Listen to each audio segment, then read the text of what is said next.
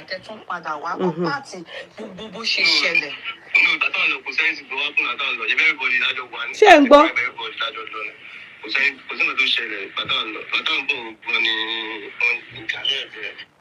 Ẹni tó sọ pé èmi àtòun á sọ̀rọ̀ àti ẹ̀ òun èmi àtòun á sọ̀rọ̀ èmi àti òun àtàwọn owó nìkan làwa wá ń bá òun sọ o.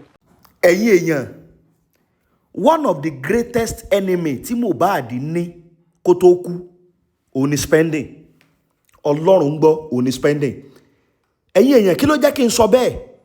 Bẹ́ẹ̀ bá gbàgbé ń jọ sí tí Yeye Kudi àwọn Bossman Moses tí wọ́n sọ̀rọ̀ wípé spending bá wọn sọ̀rọ̀. Spending ló sọ fáwọn wípé ìjà tó lágbára ṣẹlẹ̀ nínú mọ́tò táwọn dúró lórí Tomiland Bridge báyìí ṣẹlẹ̀ tó wá yá tí wọ́n gba spending jáde tán lọ́gbà ẹ̀wọ̀n tí spending yíhun padà tó ní kò rí bẹ́ẹ̀ mọ́. Yeye Kudi ti padà release audio ibi tí spending Yeye Kudi Moses àti Bossman tí wọ́n ti padà ń sọ̀rọ̀. Bẹ́ẹ̀ bá gbàgbé inquest yìí tí wọ́n ṣe lọ yìí láìpẹ́ yìí ẹ máa rí pé àwọn kan ṣe interview fún spending tí wọ́n tó ti ń bi pé ọ̀rọ̀ Yeye Kudi ọjọ́ yẹn bó ló ṣe jẹ́ gan. Ẹ máa rí pé spending fún wọn lésì wípé òun àti wọn ò jọ sọ nǹkan kan o, ọ̀rọ̀ owó nìkan ni wọ́n ń bá òun sọ. Ṣe rí béèyàn bá réjò torí spending kéèyàn ò kọ́kọ́ yanjú spending. No, I can never believe this. Ẹ wá wò ń sìn fọ́nrán ló ti jáde yìí. Ṣe rí kékeré tẹ́ ọ̀rá gbọ́ síwájú yẹn tí ì gbọ́ nǹkan kan o. Yeye Kudi kàn ṣe rọra release díẹ̀ nínú fọ́nrán yẹn ni o. Ó sì gùn jù yẹn lọ o. Spending. Ó ṣẹ̀ṣẹ̀ tún wá yé mi sí ni pé gbogbo àwọn tí Mohbad kó rọra tó lóun pè lọ́rẹ̀ẹ́ tó lọ́rẹ̀ẹ́ òun ni wọ́n àsáwọn gangan lọ̀tá. Tẹ́ bá rí spending ẹ rí pé lẹ́nu ọjọ́ mẹ́ta yìí spending ohun update bóyá orí Instagram nàbí ibi èmi nǹkan tẹ́ mi tó ti update tó ń takù gbogbo interview tí Wùmí ń ṣe káàkiri pé Wùmí ti ń parọ́ àwọn wọn jàánu mọ́tò wọn ṣe gbogbo ẹ̀. Ẹ dẹ̀ má gbàgbé pé ó ti kọ́kọ́ deny kódà ẹ wo ohun tí àwọn èèyàn fojú Yeye Kudi rí tí wọ́n ní wọ́n bá sọ̀rọ̀ irọ́ ni wọ́n ṣe báyìí wọ́n kàn fọ́ọ̀mù tí wọ́n jáde ni fọ́nrán ló ti wá jáde kí wá ní kó ṣẹlẹ̀ ń sìn. Ẹ̀yin èèyàn ẹ farabalẹ̀ ẹ gbọ́ kíní ìsíwájú. Ṣùgbọ́n olórí ọ̀tá tí Mohbad ní spending is one of the greatest enemy. Spending ni ìwọ tó wà ń bì kan tó mọ gbogbo nǹkan dẹ̀ ṣẹlẹ̀ ó dẹ̀ dé ọ̀tọ̀ ní tó sọ ní kí ni wọ́n ń pè é ní corona ọ̀tọ̀ tún ní tó tún sọ nígbà tó tún ráwọn èèyàn ọ̀tọ̀ tún ló tún sọ nínú interview. Kọ́lọ́n kó dáríjì àwọn èèyàn ní o. Yeye Kudi ẹ sáà mọ́ bínú ṣùgbọ́n tó dé mi lójú ni pé justice máa wáyé àwọn tó dẹ̀ máa go down lórí ọ̀rọ̀ Mohbad wọ́n pọ̀ wọ́n yìí ṣẹyọ kan wọ́n yìí ṣe méjì. Ẹ̀yin èèyàn fọ́nrán yẹn lélẹ̀ ẹ má bá ń pín káàkiri ẹ jẹ́ ó kan gbogbo àwọn èèyàn ẹ jẹ́ ó kan wọ́n lára òun rèé o. Tó sọ pé èmi àtòun tí gbogbo àwọn tó wà ní justice for Mohbad tí wọ́n fẹ́ bú èmi àti Bossman àti Moses pa wọ́n fẹ́ ṣe tánà di wa pa kí ni wo tí sọ tán mo dà yòókù sí wọn lára ni agbọ́n má bẹ̀ wọ́n ni mo fi ṣe. Fídíò yìí òun ló trigger mi. In fact, when Bossman and Moses they say àwọn bínú because I think it was Moses that said there's recording. I said no, you shouldn't. Why are you saying that there's recording? There's no recording. Why are you even agreeing to it? Why are you even agreeing to? Don't answer them. Moses titi. There was a time Moses, if he's on this thing, they will say, liars, you and your Yeye Kudi, kò sẹ́ni tí ò bú wa. Kò sí ẹni tí ò bú wa. Kò sí ẹni tí ò bú wa. Kò sí ẹni tí ò bú wa. The sister was going up and down, I don't know the queen. That one was going up and down, saying it's a lie, that I'm a liar for months. She has been going up and down now. I don't know, maybe since January. not January this year o. January last year ni o. Àbígbà o la gba bẹ́ẹ̀lì ọmọ òṣì. Ṣebí January 2024 ni. Since a year ago. You can imagine.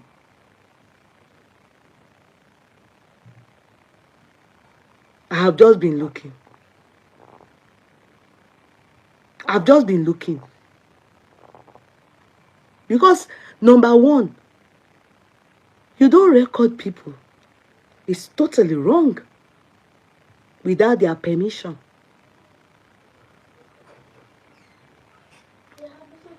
I can, because some people know that, then they will now, you are now going to demean me and Bossman and àwọn aláàánú ẹ, àwọn aláàánú ẹ, àwọn aláàánú ẹ. Mo pa ní àṣẹ gbogbo ọ̀dájú ogun tó sọ pé òrìè rí ọ̀nà àbáyọ iná Ọlọ́run máa jó wọn dànù. Olúwa rán mi sí gbogbo ẹ̀yin ènìyàn tẹ́ ń gbọ́ mi. Ó pẹ́ tí Hánà ti lọ sí Ṣílò ṣùgbọ́n lọ́jọ́ kan á dá Hánà lóhùn. Ogun wo lẹ́yìn náà ń là kọjá tó dàbí pé tí ń gbàdúrà tí ò sí ọ̀nà àbáyọ. Ṣé ní ìlú tẹ́ wà ní òkè òkun, ṣé ní Nàìjíríà ni, ṣé lórí iṣẹ́ ni, lórí ọmọ ni, ohun gbogbo lórí ìgbéyàwó ni, ohun gbogbo tẹ́ ń là kọjá tó dàbí ogun. Ẹ jẹ́ a jọ gbàdúrà, ẹ jẹ́ a jọ wá ojú Olúwa. Kò sí tọ́lọ́run ò lè ṣe. Àfi tí yóò bá ti pàdé wòlíì tiẹ̀, òun ló máa dàbí pé kò sí ọ̀nà àbáyọ. Olúwa ló wá rán mi sí ọ wípé àkókò yín ti tó. Ẹ̀rọ ìbánisọ̀rọ̀ tẹ́ fi pè mí láti jọ gbàdúrà papọ̀ kájọ wá ojú Olúwa, kájọ mọ àṣírí ogun eléyìí tó ń jà yín. Òun náà ni +234 7024475427 lẹ́ẹ̀kan sí +234 7024475427. Bẹ́ẹ̀ ṣe ń pè mí fún àdúrà lórúkọ Jésù, ẹ̀yin náà máa rí ìyanu tí. Even me, gone, to be sincere, I don't even care. And that's the truth. I just look at Bossman and Moses. How desperate they were to make sure that this stupid boy gets his freedom and also his primary witness. Because Oshojumi, mind you, remember that a lot of people did not know he was in the car. In fact, nobody even knew there was anybody like Spending. Do you understand? Nobody knew there was anybody like Spending. He was not mentioned. We didn't know the existence of him until when they said he was in detention with Prime Boy. In fact, nobody knew that he was in the car. Until he said it with his mouth. And I, of course, came to tell people that he was in the car. At the back, he was the one that had Liam. Do you understand? Nobody knew. We didn't know that he was in the picture at all. We don't know him. We knew head of Prime Boy. We heard of nurse. But him, the only part we heard about him was that he was the one that gave them the nurse's number. How and where and how it happened. We were not too sure of the true story. How would we have known that he was in the car? How would we have known what happened on the way back home if he did not tell us?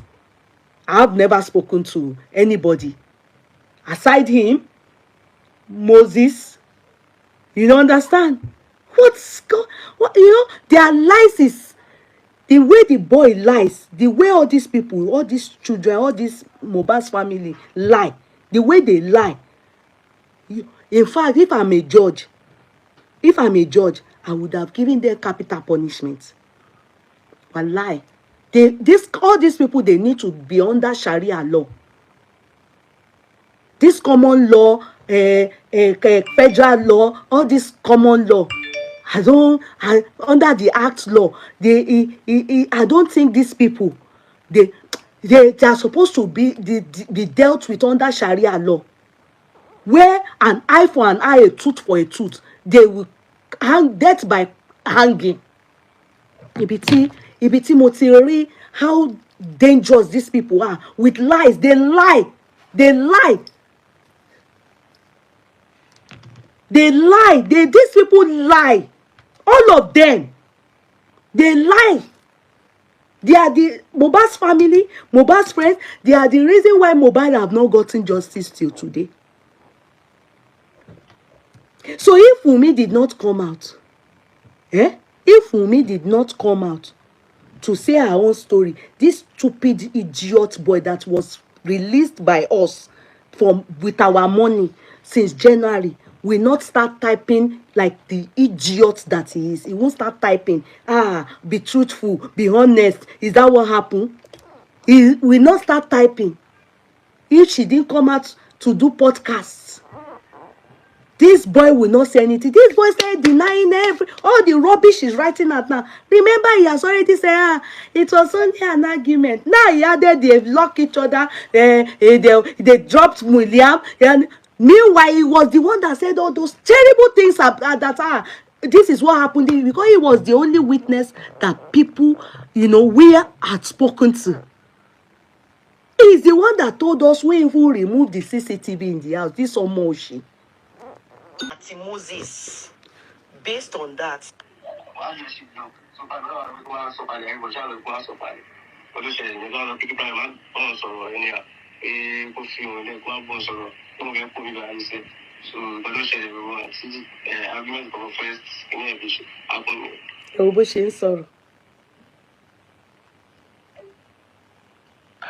Sneak peek ni. Tiẹ̀ tó bí ẹni ẹjọ́ tánà èmi àti ẹ jíjọ ń sọ̀rọ̀ yẹn ṣé mi àti ẹ kọ́ la jíjọ ń sọ̀rọ̀ ń bẹ̀ yẹn àti other people. Now ìyẹn ò tiẹ̀ bọ́dà mi because mo ti ní mi ò dá sí ọ̀rọ̀ yìí ọ̀kan tí gọ́ọ̀mẹ̀ntì bá ti sọ lábẹ́ gé abẹ́gún àwọn tó ń bí ẹ lọ́rọ̀ wò ó bí ẹ pé kí ni reason tá a ṣe raise owó fún ẹ ìwọ olè ọmọ yìí. We raised money for you based on confession to make nínú ẹ̀wọ̀n fún prime boy àti Moses. Based on that ni àwọn Bossman ṣe wá bá mi pé ká raise owó fún ẹ. So ó jáde tán ó change ọ̀rọ̀ ó ní wọ́n ń bí ẹ fún owó ó lè ní ẹ́ ó ti náwó tán jẹ owó ti tán sìn. The same thing náà ni àwọn tó ń bi Wunmi lọ́rọ̀. They are not asking her what happened within 30 minutes before the demise of your husband. Ẹ kàn ń sọ rádaràda. Wọn ò tiẹ̀ ráyè gbogbo yín ni olè. Ọlọ́pàá ló máa kó gbogbo yín last. Ìjọba ló máa dájọ́ irin gbogbo yín ni. Tó bá yá ẹ̀ confess. But mi ò fẹ́ gbọ́ orúkọ mi. And I mean it. Àtàwọn interviewer ẹ̀ kẹ́ kó ṣe. And I mean it. Stop mentioning my name. Stop staging interviews and let them mention my name. Are you for real? This stupid boy called spending. Are you getting me? So, let me look for the video. So it was sent to me and I didn't realize that it was sent to me.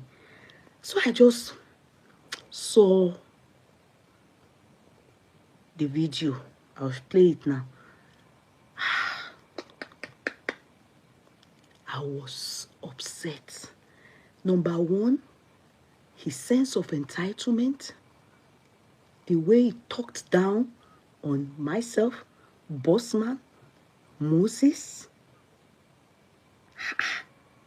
I was flabbergasted. Do you get? I was irritated. Because all along, I just felt, you would have seen them. All these people that claim they are talking about justice for MOHBAD, you would have seen because of this particular boy, I have received all kinds of insults. Are you getting me? I have received, they have asked, he has lied. He's been lying. I have not personally heard it. It's just that his sister, maybe what do they call her? Yeah, Queen I don't even want to know. They have been saying all kinds of things. Oh, Yeye Kudi is lying. Yeye Kudi didn't talk to him. And he is saying the same thing too. He is saying the same thing too.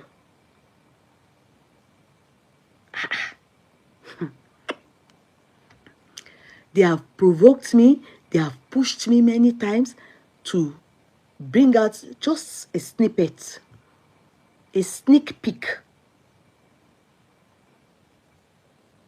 Number one, my profession does not allow you record anything. People know that.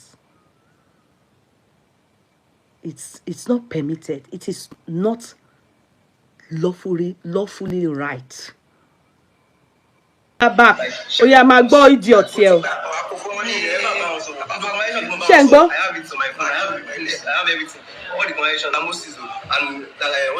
Bossman. I have everything. So we never talk about just from bad. Shengo. About anything that happened. It's only West that used to come to the station and like check up on us. Don't like. I know who was there. I was lying. They're all lying. Spending. How many times did I call you? If I hear my name from your mouth again, màá rán nǹkan tí ò yẹ kó jẹ́ títí ẹ̀. Torí nǹkan tó ń bá ẹ fà pọ̀. Gba station lọ. Nǹkan tó bá ẹ fà pọ̀. Owó tó gbà lórí platform yìí. 5 declare only 5.4 million. 5.400,000. 5.400,000. Àbí báwo lẹ ṣe máa ń po owó yẹn. Lo declare, which I know is more than that. But Kate, o láti dá padà fún àwọn tó ní. O láti dá padà fún àwọn tó ní. O láti dá padà báyìí. Individual. What my statement ẹ báyìí, what mama, o láti dá padà. If not, o ní bọ́nú ẹ̀. Gbogbo nǹkan tó yẹ kó ṣẹlẹ̀ sí ẹni tó pa Mohbad o, tó mọ̀ nǹkan kó ẹ o, tó mọ bíjọ́ yẹn ṣe rí o, gbogbo ẹ̀ báyìí orí ẹ ni wọ́n máa dà sí. Ìwọ ni wọ́n máa fi rúbọ ikú Mohbad. Tó ń sọ pé àwa tá a gbọ́ pé o mọ̀ nǹkan tó ṣẹlẹ̀ bó ṣe lọ, ta dẹ̀ torí náà ta bẹ gbogbo ayé, àwọn tó wà lórí platform ta bẹ̀ wọ́n, ta sọ fún wọn pé ẹ jọ̀ọ́ ọmọ yìí a witness ni o, kò gbọ́dọ̀ jẹrà sínú ẹ̀wọ̀n, kò dẹ̀ gbọ́dọ̀ wà ń bẹ̀ yẹn fọ́dún tí gbogbo wọn sá kìtìkìtì. It was willingly within 1 hour. Ìgbà tí mò ń gba àwọn receipt yẹn mo ní àkílòkù owó á ti pé nǹkan táwọn people ìbá wa ti pé, but people didn't stop. The next day they continued. No, ìwọ wá ń sọ pé ó wá ń ṣọwọ́ bí àrùn bí ẹni tó ní leprosy, ó wá ń ṣọwọ́ báyìí. Ìwọ àfi tó bá dá owó yẹn padà, owó ayé tó bá kó fún àwọn tó ní. Because the reason why we raised that money was for you to come out and say your truth. Ọmọ òṣì. Ẹ máa gbọ́ o. Gba station lọ. Kó lọ confess nǹkan tó pa Mohbad. Tí bá tún gbọ́ orúkọ mi ní ẹnu ẹ̀, ìwọ mú àlè ó lè oníjìbìtì apààyàn. Rí jẹ́jẹ́ mi ni mo jókòó. Mi ò mọ eré from anywhere. Moses àti Bossman, àwọn ló gbé kéèsì ẹ wá fún mi. Tó ní witness yẹn tí ó gbé mi wá báyìí. Ìwọ mọ òṣì. The police have decided that they are going to charge spending. And what's this other lady, Nurse Feishara, that they are going to charge them to court for negligence and conspiracy. I felt okay. That makes sense. When he was talking, he said, Bossman, Moses, Yeye Kudi, liars. Ọmọ yẹn pè mí ní liar. Ọmọ àlè yẹn. Ó dùn mí o, ẹ̀yin èèyàn. Ó dùn mí. Ó dùn mí. Ó dùn mí because genuinely, those guys, if you see how Moses has been dragging Bossman to, because Bossman is the closest to me, to convince me so that I come to you people. Wait, let us help this guy. Due to what he has spilled, due to what he has said. If you see how they've convinced, if you people understand, you can never. What we make, to see how terrible all those useless interviewers and all the people that have been supporting this idiotic boy, none of them have for once reasoned what can make me decide that I want to raise money for the idiot? Is it not because he claimed he's a witness that I've confessed and told even Prime Boy? Prime Boy was the one that went to tell that Baba MOHBAD. Prime Boy is the one that went to tell Baba MOHBAD that this is what this guy said. Oh. And Ojo Rotito. Mukbaluni. The day I will talk. So, you know me, I don't talk pia. When I bring out one, I go inside. The day I will talk, many people will die and wake up again. I'm not going to say anything yet. But I know the truth. I can tell you I know the whole truth. They were not going up and down. They were not saying that boy did not talk to me, didn't talk to Moses, didn't talk to Bossman. That we are liars. There's no insult. They didn't insult. They tell me everything. I chose to keep cool and keep mute. Okay? Me and this Koko. They want me to show that there's a recording. I chose not to talk because I'm not hearing anything from the said guy. This Omoale spending me is that the queen and others that were talking and people in Justice for MOHBAD that were abusing us. So I just told Bossman and Moses, I said, ignore. Shebi is me they are abusing. Ignore.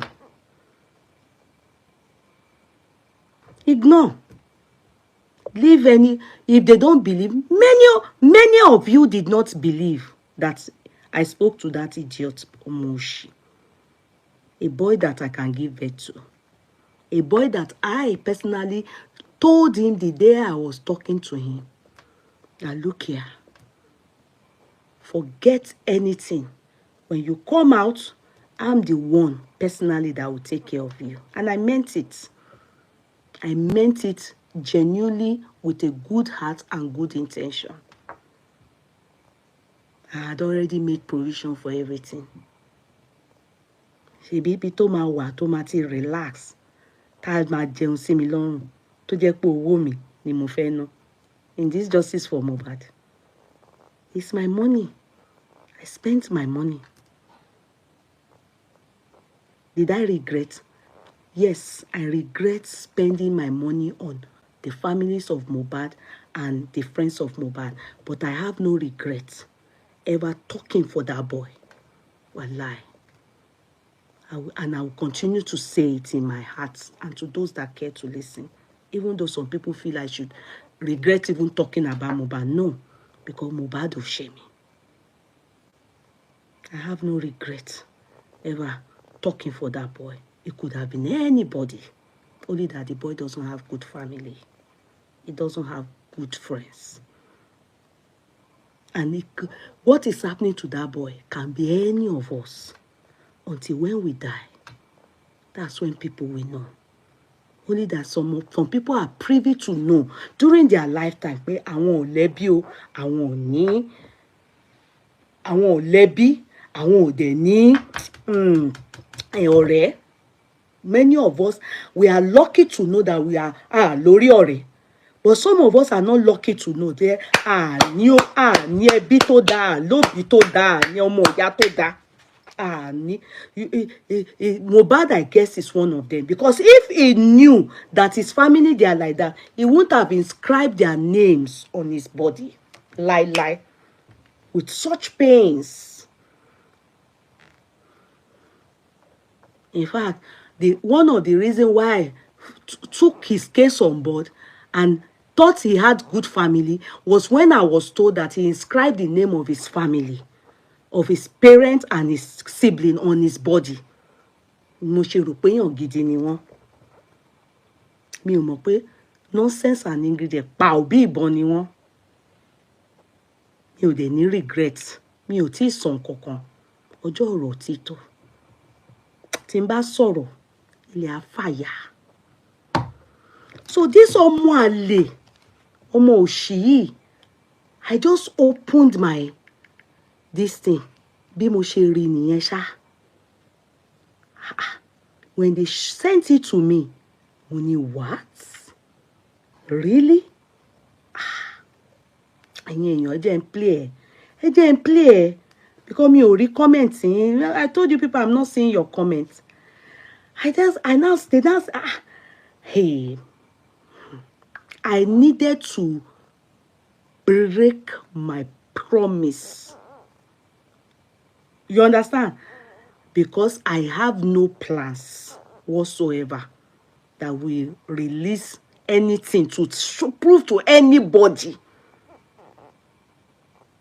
I was waiting on the sister, the friend, the queen that said they were planning to sue me. I wanted us to go and because me, I'm planning for them. The silly sister that is in America that said that they have spoken, that this useless boy never spoke to me. It's what he said. All the things he said that made me now say, how can we allow an innocent guy stay in detention? How will we allow him spend time in the prison Christmas time? When the people that are culpable are out enjoying, please, my people, let us join force to make sure this Omo comes out, Omo Yashogboyi, comes out and spend Christmas. You will hear the way talk down on everything. And I was begging you people. Before we say, even when they told me that we raised almost 4 million, it's a lie. I can tell you with my full chest that after the money had reached 5.3.34, people were still putting in money. And I kept forwarding it to Bossman. So it's a lie. Till tomorrow, that boy never presented statement of account to us. Instead, all these people talking for justice for MOHBAD, they told him, and the useless sister, they told him, no. They say insulting me. Some of you that are here too insulted me. Because God will punish many of you. And God is already doing it. Some of you that did it then, God is already doing it. God is, because that money, woman fi boy sonny. I know Ori Bigbe, Ori Tutu. I have 2-3 friends. $500, $500. They sent it from America. Bossman. Bossman has the receipts. 3 friends, 2 lawyers, and 1 is a nurse. They are hard-earned money. Hard-earned money. $500. Once we were on chat that day, the ones only $200, so only $300, and 1 year yakpani. And they told him, don't do accountability. That was when I knew that there's a problem in this thing that we call justice for MOHBAD. This is a boy that carried our pictures and told them they stay abusing us. The sister was carrying, they were blogging us, me, Bossman, and I was still looking like, I didn't know they read magic. Now me they see things.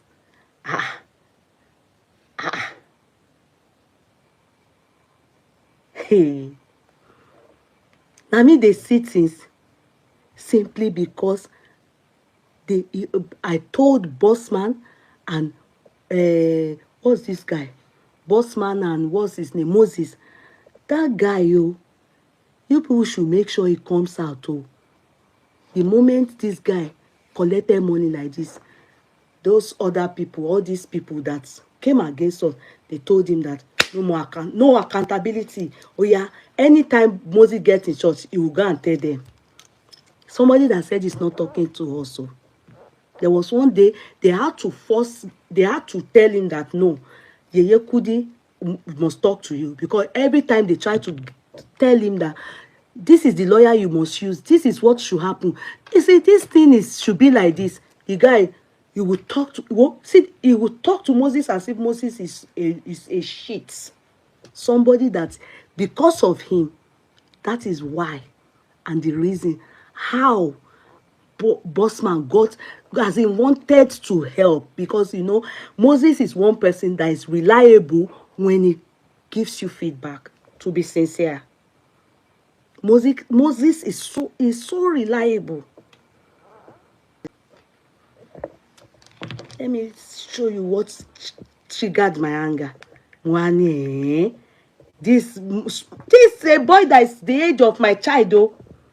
Then this boy that we raised money for on this platform here, no ni mo jókòó sí njọ́ náà lọ́hùn tí mò ń bẹ̀bẹ̀.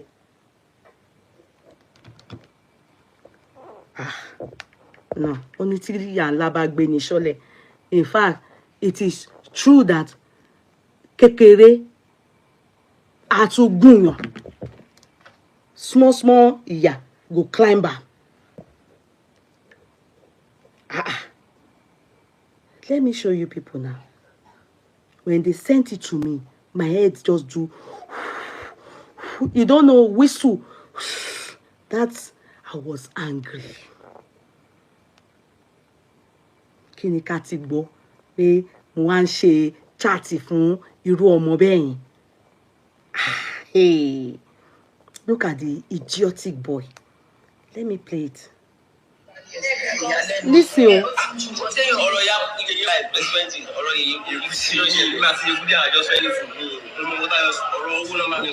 Like when I was making my principle of accounts, why much one station? Not very possible. I look at myself, you buy man, you buy, not you do my boss of you can do this money. All this interview is staged. Do you understand? It's staged. Let me start all over. This was what I saw. They sent it to me. When I saw, I said, this stupid boy. Tó dàbí aràn yìí. Tó wà lẹ́wọ̀n. Tó ń sunkún níbẹ̀. Tó ń disturb Prime Boy pé Prime Boy shouldn't forget him there. Do you get it? This ọmọ àlè. Let me start from the beginning. Only person that I've seen, bó ṣe máa làágùn bí olóṣì nìyẹn. Ọmọ ekere báyìí, a máa làágùn ni, a máa làágùn ni. Because it's not pure. You can't be sweating like this. Are you the only one in Nigeria? Wàá máa làágùn. When they saw him in the court, they said he was just sweating, He was just sweating like a he-goat. If you know how this boy is a liar, this boy is when he came out. When he came out, that was when I realized that they are all highway robbers. Àwọn ọmọ tí MOHBAD lọ ń bá rìn nígbà ayé ẹ̀. MOHBAD kò fèèyàn rélẹ̀. Kò fi èèyàn kan báyìí pín èèyàn báyìí ni mo lè rí tọ́ka sínú ìdílé ẹ̀ pé eléyìí ó ṣe gbogbo àwọn tó filẹ̀ bí criminals, bí highway robbers, bí bójú wọn ṣe pàkó ṣáná wọlé ni wọ́n. The boy comes from a terrible background, terrible home, terrible family. Nobody, àwọn ọ̀rẹ́ tí mo lè sọ pé eléyìí náà ọmọ yẹn ó rí àánú gbà gan. Wàláì. Because nǹkan tí mo rí, tí mo understand pé ó ṣẹlẹ̀. Ó lọ fà. Ó lọ jìnnà. Ó lọ gan. Ó lọ fà.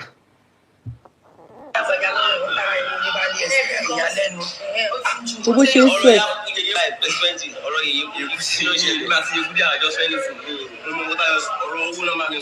Ṣé ẹ gbọ́?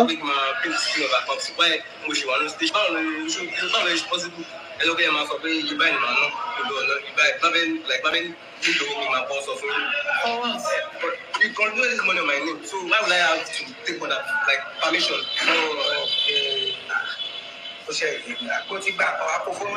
Arìndí ni bọ̀dá tó ń sọ̀rọ̀ ó ṣe yé yín. Are you there? The nuisance that was interviewing ó ṣe yé mi báyìí. Kí ló yé? Kí ló yé? You are all idiots. Set of illiterates. Kí ni nǹkan tó yé? Arìndí ń sọ̀rọ̀, arìndí náà ń gbé. Idiots. Kí ló yé? Kí ló yé? Kí ni ó ṣe yé báyìí? Kí ni nǹkan tó sọ tó yé? This boy, this is what he has been telling people. They are just after money. Oh.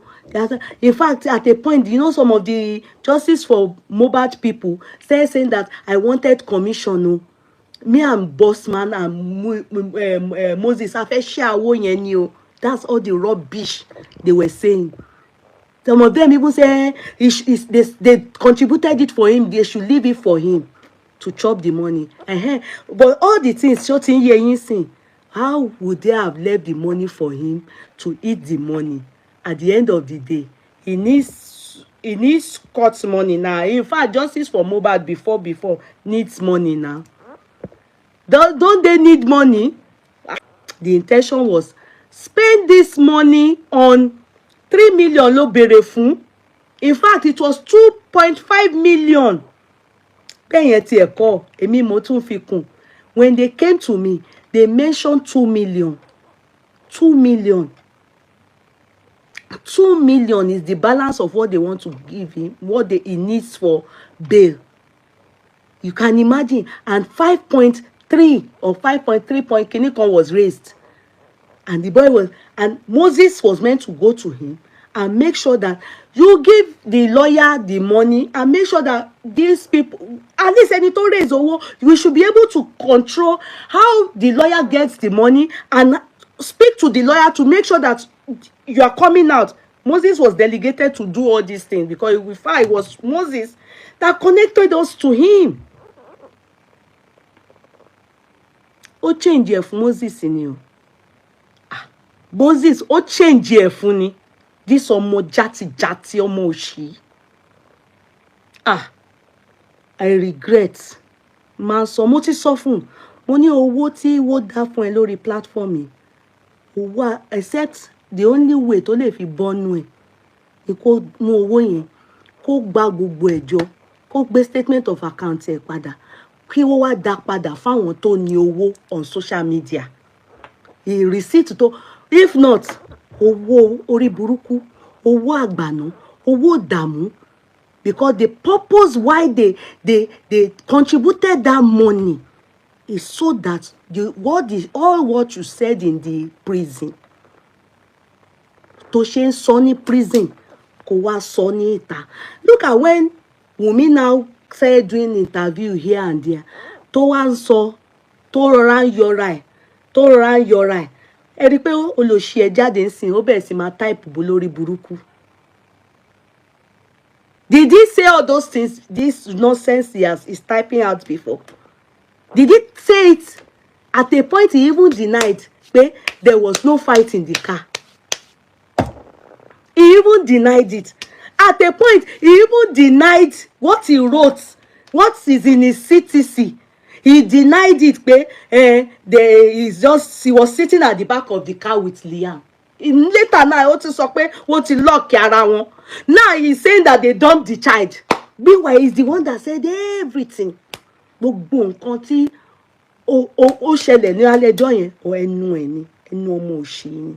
He now made it look as if people, Wunmi people, bridge àti trailer àti kọjá láàrin gbogbo.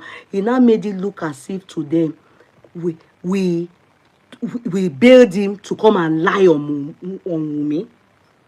That's the way he made it look. This stupid boy, he even sent, there's a message, tebari message here, implicating Wunmi, pé Wunmi ti fẹ́ gbà wọ́n, Wunmi ti fẹ́ fà wọ́n sọ́dọ̀ ọ̀dọ̀ ẹ̀ o. Ó ti ń bẹ̀ wọ́n ọmọ yìí. So all those things he said, was he lying?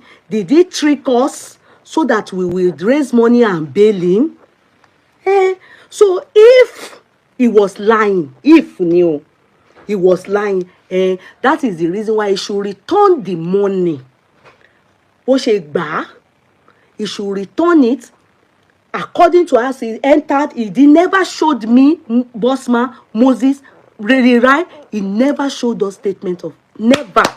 He refused, they told him not to. He will return it, if not, kò ní bọ́nú ẹ̀. Owó àdánwò, owó orí burúkú, ìdààmú, gbogbo problem, ìdí tí àwọn èèyàn ṣe dá owó yẹn, gbogbo solution yẹn òun ni wọ́n fi máa rúbọ. Mo ti máa sọ, the only way tó fi lè bọ́nú ẹ̀ ni pé kó gbé statement yẹn dáde bẹ́ẹ̀, kó dẹ̀ dá kí wọ́n bẹ̀ sí wáyà owó yẹn fún àwọn tó ní. Àìmọye receipt tí Bossman ní lọ́wọ́, kí wọ́n máa dá owó olúkálùkù padà fún kó tó lè bọ́nú ẹ̀ ni. Because the reason why that money was gotten in the first place was because of all the confession he made in the cell. Without that, kò ní bọ́nú ẹ̀ o, ẹ̀yin èèyàn, ẹ má jẹ́ kí n tàn yín. Ó ti tẹsẹ̀ bọ́nú ayé, ayé dẹ̀ máa bá a fà á. Ó parọ́, orí gbígbẹ, orí tútù. Do you know how people work hard? Do you know? Eléyìí, gbogbo yín tẹ́ ti lu jìbìtì nínú Justice for Mohbad. This one that he took from this platform, òun náà ó yẹ kó máa rìnà. Pé ó ṣe jẹ́ pé orí òun ni gbogbo ọ̀rọ̀ yìí ń dà lé lórí. Òun ò dẹ̀ sí ń bẹ̀ nígbà tí kinní ìṣẹ̀ wọ̀, kò ní bọ́nú ẹ̀. Kò ní bọ́ nínú ẹ̀.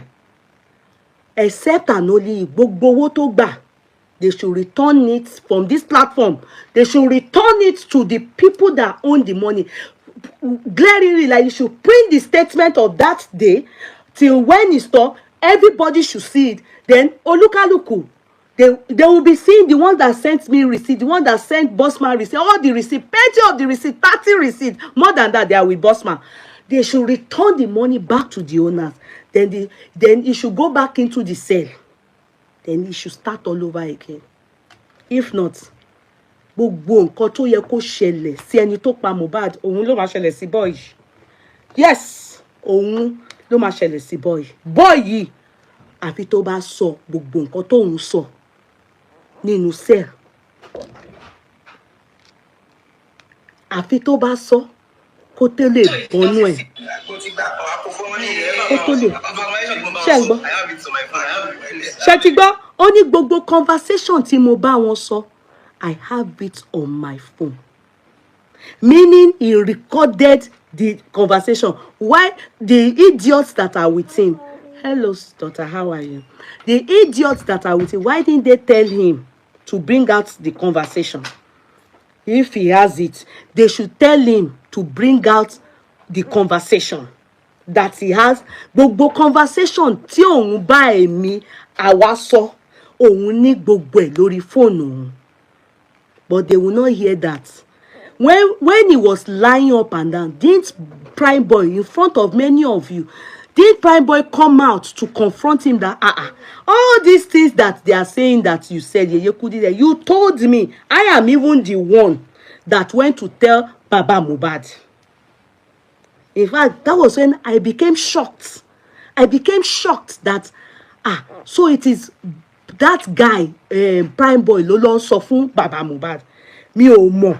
Do you know? Because if, you don't know who is who. I didn't know. He said it. Pé èmi ni mo lọ sọ fún Baba Mohbad. Gbogbo nǹkan yìí. Boy yẹn dẹ̀ sọ ní pé bí mo ń connect yín mọ́ra yín gbà tó wà nú ẹ̀wọ̀n.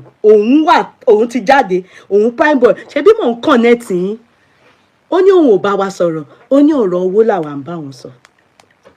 You know, creating impression bẹ́ẹ̀ pé ngbà táwọn tó wà ní Justice for Mohbad máa bú èmi. You know, so demeaning. You know, they turned me, or you know, this set of people just turned me to a subject of ridicule. Me, Bossman àti Moses. Ó dùn mí. The only way tó fi lè bọ́nú ẹ̀, tó fi lè bọ́n, the measure of nǹkan tó ẹni tó pa Mohbad, ìyà tó máa jẹ wọ́n láyé náà ló máa jẹ boy. Kan tó lè fi bọ́nú ẹ̀ torí ó ti gbowó àwọn ayé. Statement of account yẹn kó gbé wá fún gbogbo èèyàn báyìí. Gbogbo owó yẹn kó dẹ̀ dá padà fún. If not, gbogbo ìyà gbogbo ìyà tí tó wà fún ẹni tó pa ọmọ yẹn gbogbo nǹkan tó yẹ kó ṣe wọ́n báyìí òun ni wọ́n máa fi tẹ́lẹ̀ òun ọmọ yìí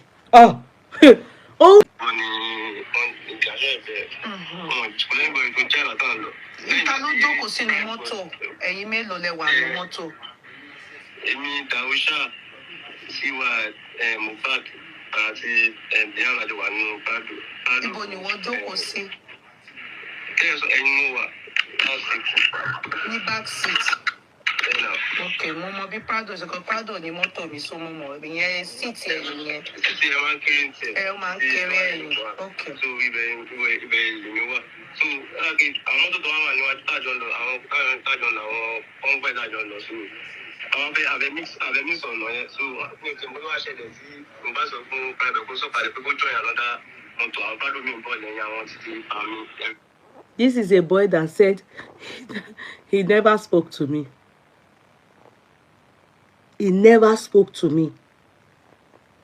If somebody can lie like this, please, is there anything?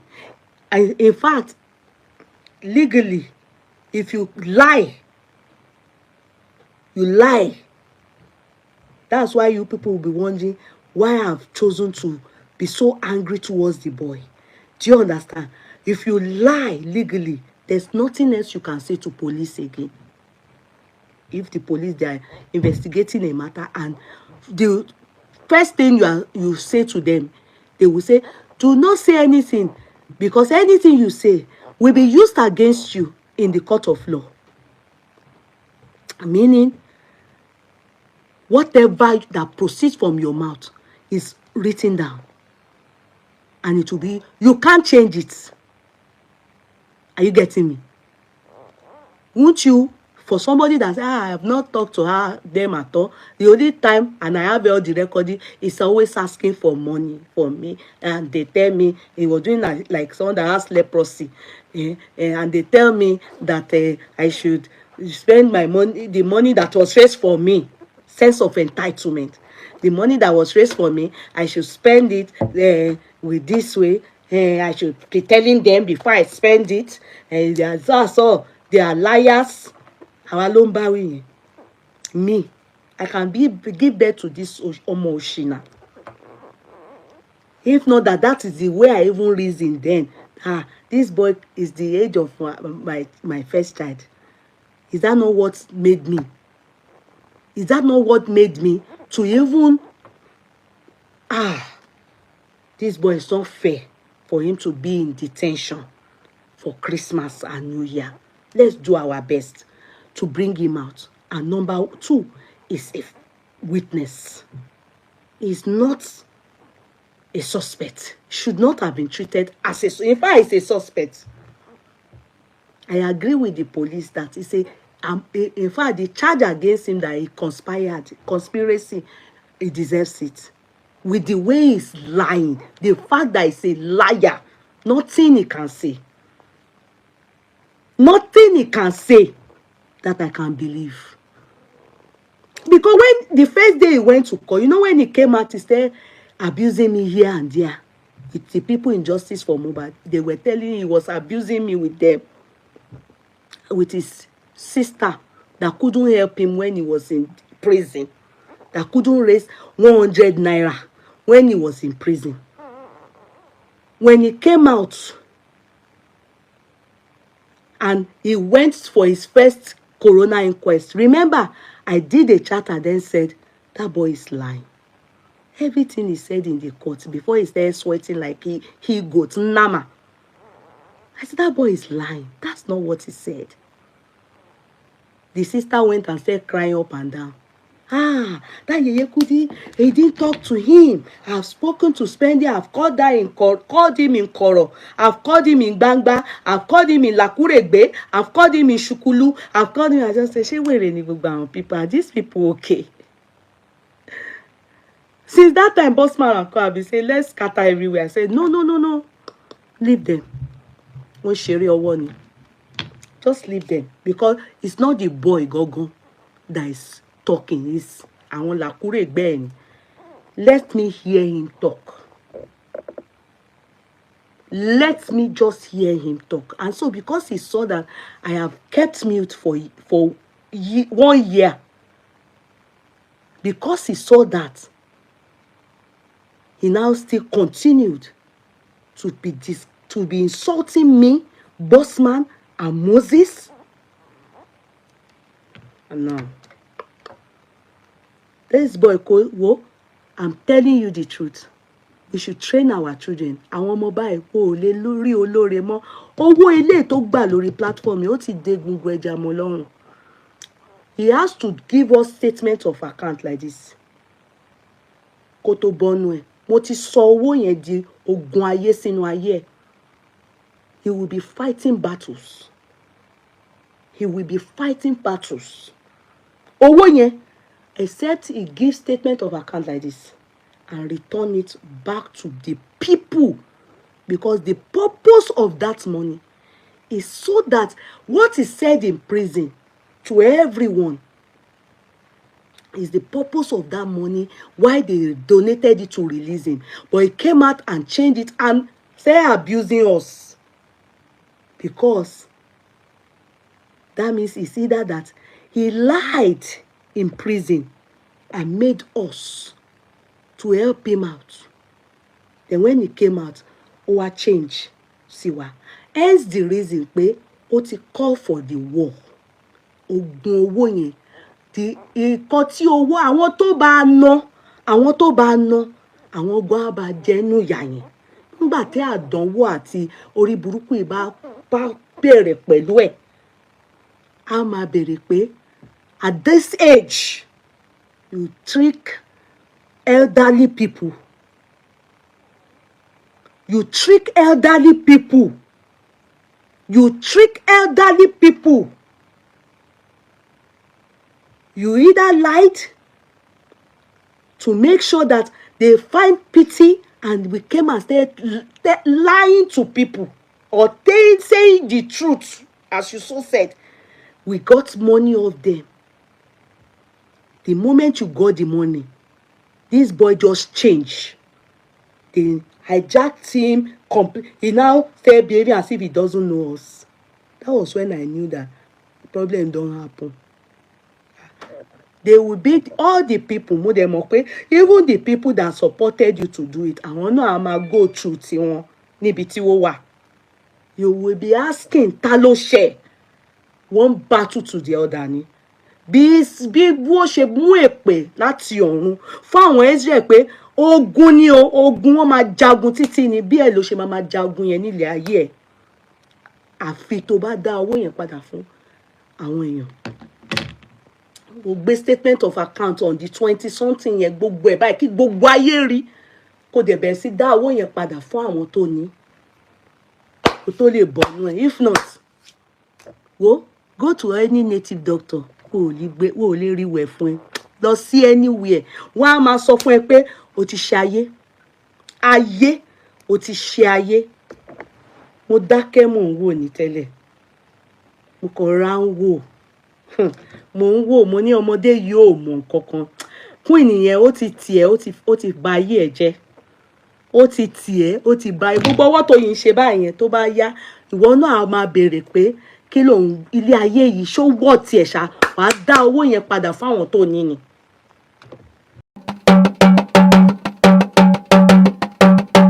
Àràbà TV, ojú wa tó lé, ojú wa tó kó.